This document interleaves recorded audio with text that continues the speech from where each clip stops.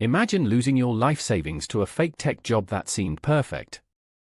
In Memphis, hundreds of people fell victim to an elaborate scam promising high-paying remote work. But what happened next shocked even the criminals. This community didn't just fight back, they turned their pain into power, using faith, psychology, and ancient principles of justice to expose the truth. The scam was sophisticated. Fake companies with professional websites. Convincing job interviews over video calls. Even fake employee badges and contracts. Victims were told they needed to pay for equipment and training upfront. The psychological manipulation was textbook, creating urgency, building false trust, exploiting people's desire for better opportunities. From a historical perspective, this type of fraud echoes patterns we've seen for centuries. The Spanish prisoner scam of the 1500s. The confidence games of the American frontier.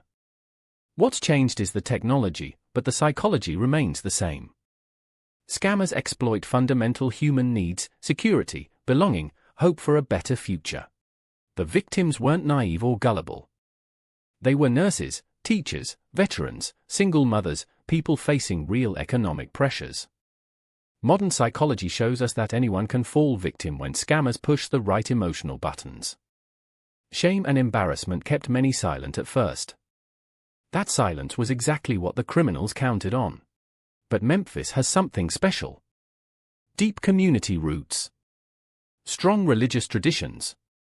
When word spread through churches, mosques, and synagogues, something powerful happened. Faith leaders didn't just offer comfort, they organized action. They understood that healing trauma requires both spiritual and practical responses. Pastor Williams at New Hope Baptist made a crucial decision. Instead of handling this quietly, he called for transparency. Shame lives in darkness, he told his congregation. Truth lives in light. That Sunday sermon changed everything. Victims started speaking up. Stories were shared. Patterns emerged. The psychology of collective healing began. Rabbi Cohen from Temple Israel contributed historical perspective. He reminded people of ancient Jewish laws about fraud and restitution. Imam Hassan spoke about Islamic principles of justice and community protection.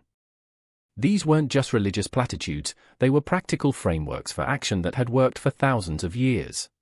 Dr. Sarah Martinez, a local psychologist, volunteered her expertise. She helped victims understand the manipulation tactics they'd experienced. Gaslighting. Social proof. Scarcity pressure. Authority deception. Knowledge became power. Understanding the psychology behind their victimization was the first step toward empowerment. The community created a task force.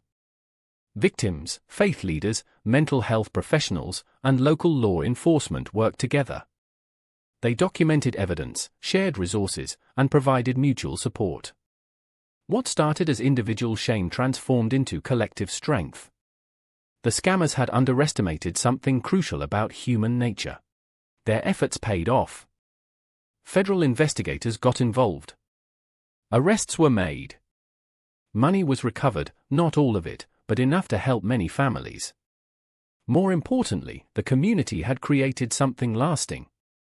A support network. Educational programs. Warning systems to protect future potential victims. The Memphis response reveals timeless truths about human resilience. When shame is met with acceptance, isolation with community, and despair with hope, healing becomes possible. The religious concept of turning suffering into purpose found practical expression. The psychological principle of post-traumatic growth became reality. Today, Memphis stands as a model for other communities facing similar crimes. Their story reminds us that while technology changes, human nature remains constant. Both our vulnerabilities and our strengths are eternal. Faith, community, and understanding psychology, these ancient tools still work in our modern world. Sometimes the old ways are the best ways to fight new crimes.